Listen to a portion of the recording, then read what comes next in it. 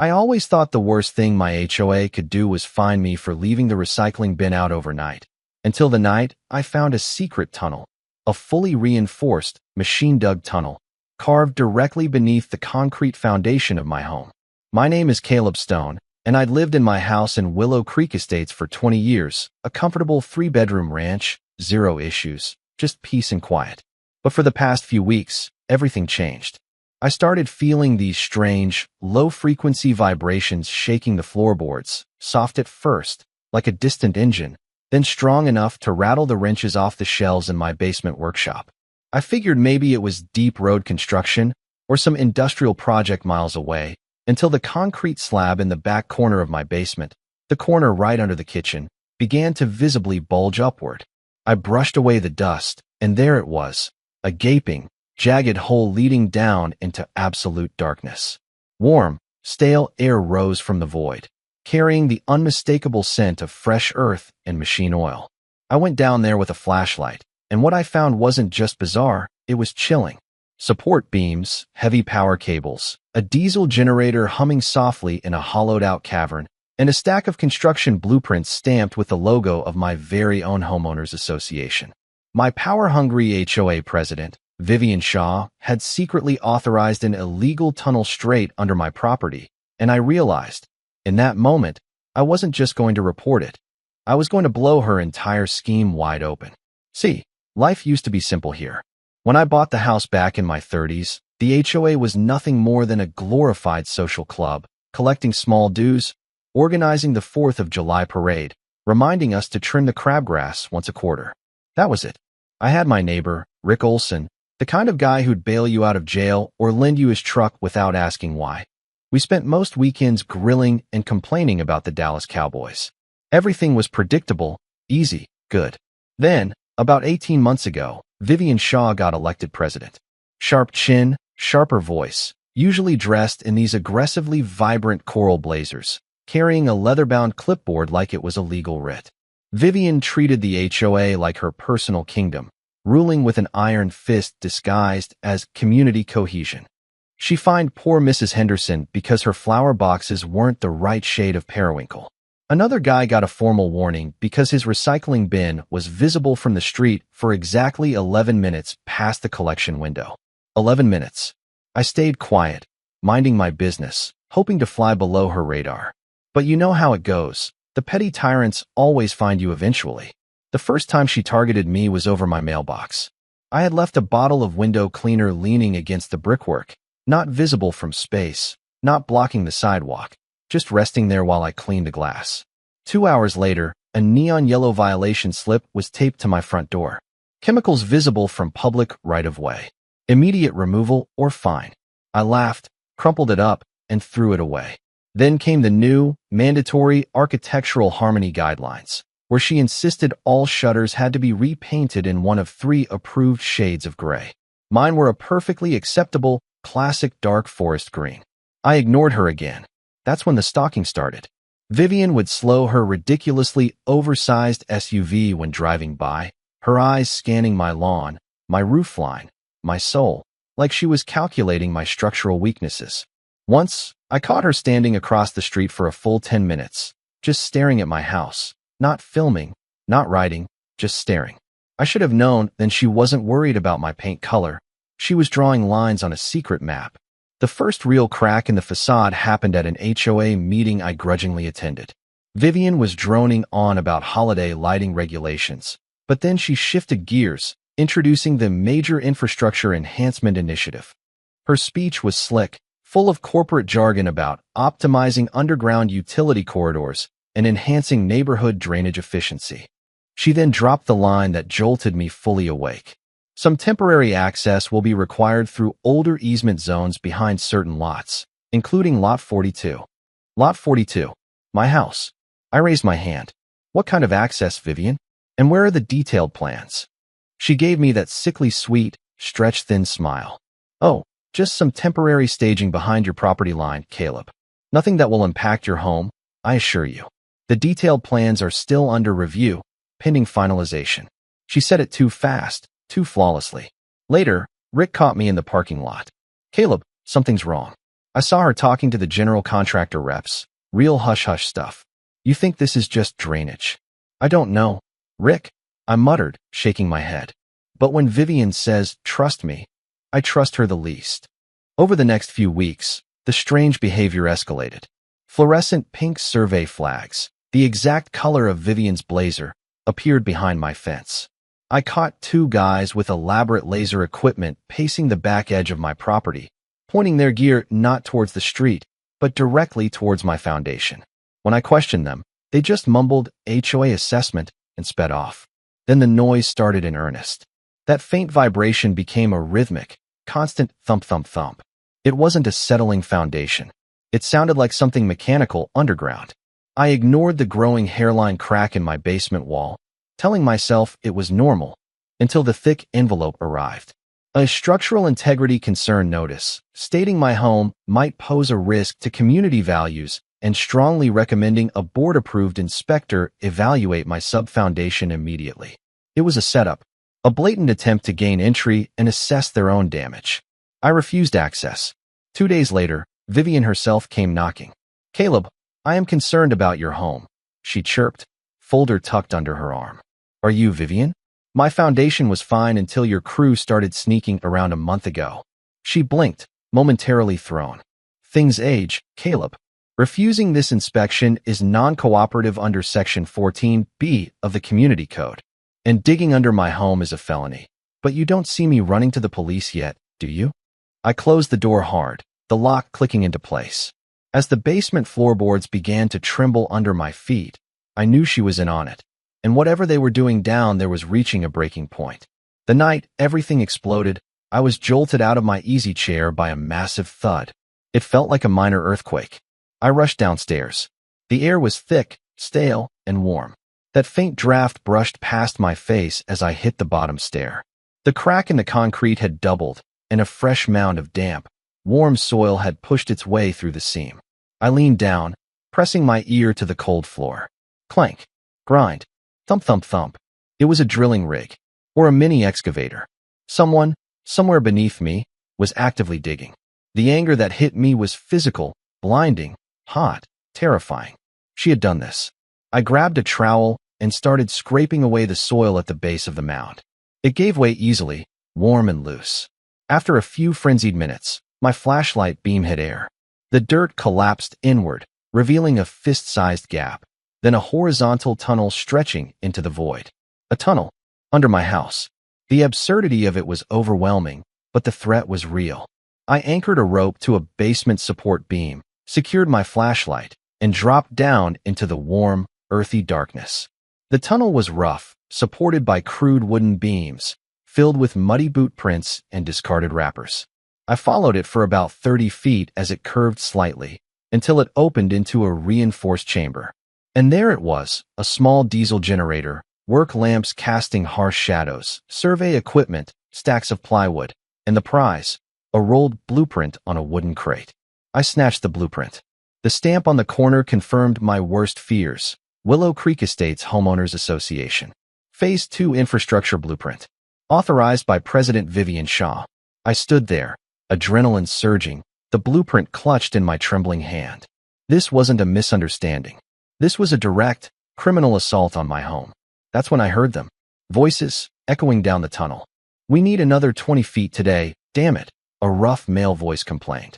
That's too close to the slab of Lot 42, Dean. Richard's voice, the engineer, sounded frantic. If this shifts, the whole thing caves in. And then, the voice that cut through the fear like a saw through bone. Vivian Shaw's sharp, clipped command. We don't have time for excuses, Richard. The sooner we get past this section, the sooner we can demonstrate the structural risk and move forward with the condemnation process. Condemnation. My blood ran cold. They weren't just digging. They were manufacturing a crisis to legally seize my property for pennies on the dollar. Vivian stepped into the chamber, her coral blazer visible under a reflective construction vest. She stopped dead. The blueprint was gone. Who's there? She barked, her flashlight beams sweeping the shadows. I ducked behind a stack of plywood, heart thundering. A tiny pebble rolled away from my boot. Richard, Vivian snapped, her voice low and dangerous.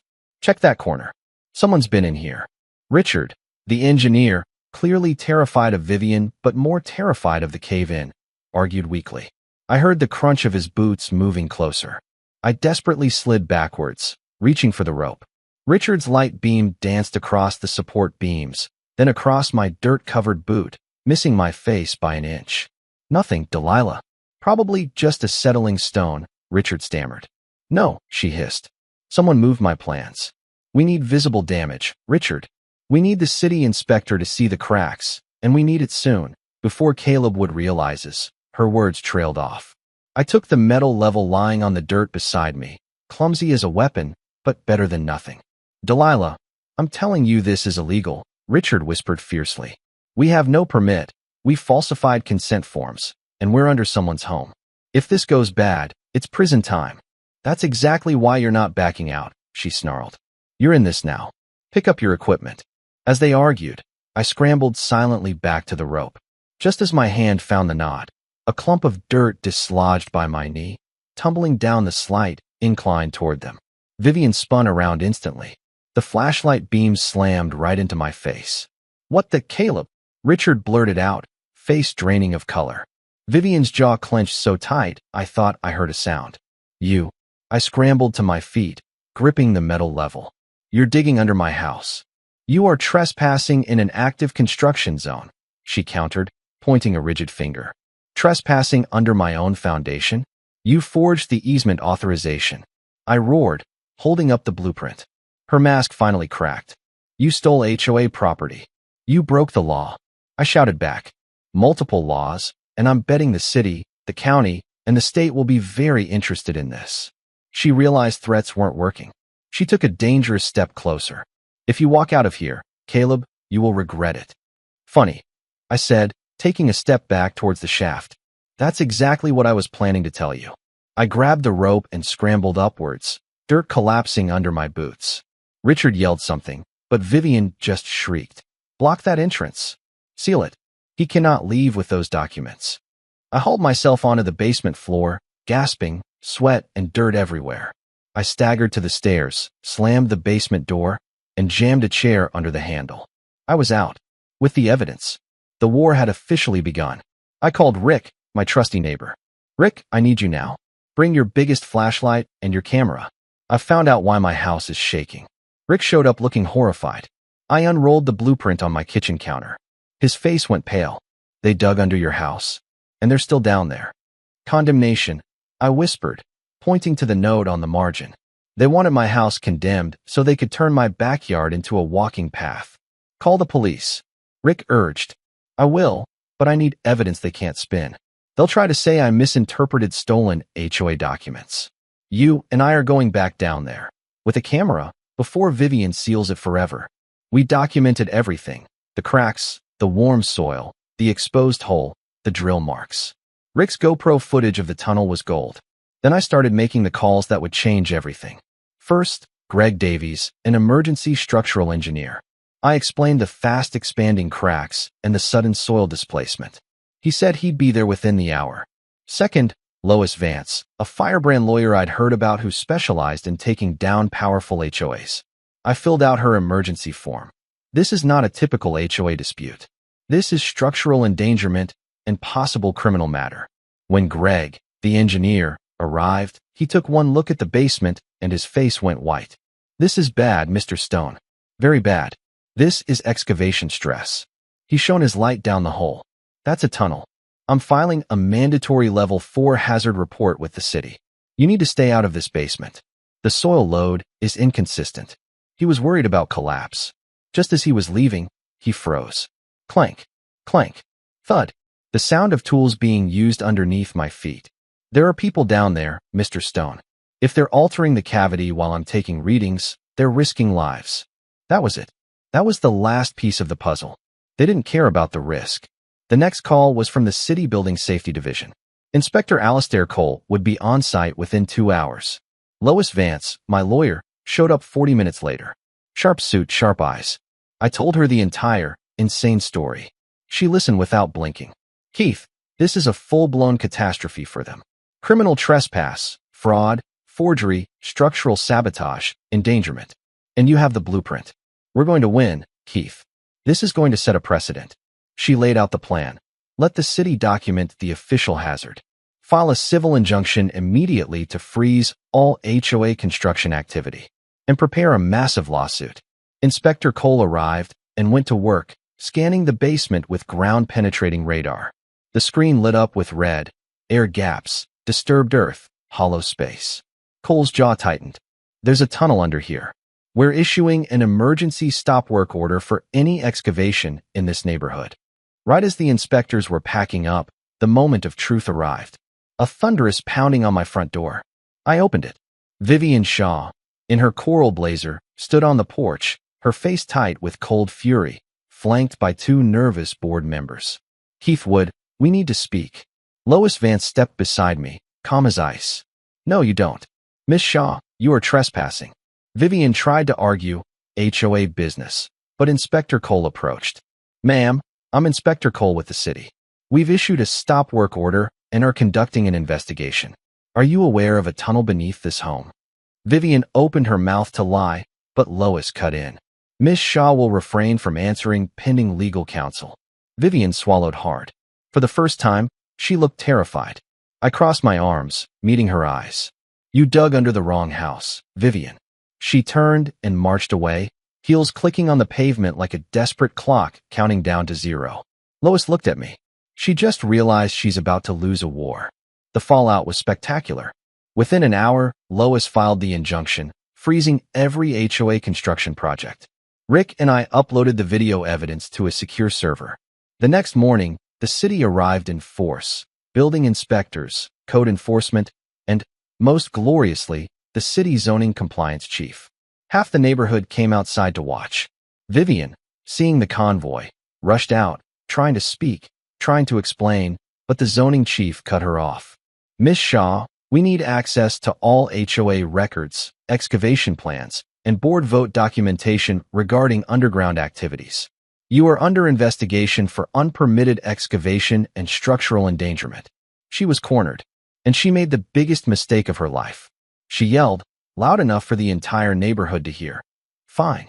Yes, I ordered the tunnel, but it was for the good of the community. A dead silence fell over Willow Creek.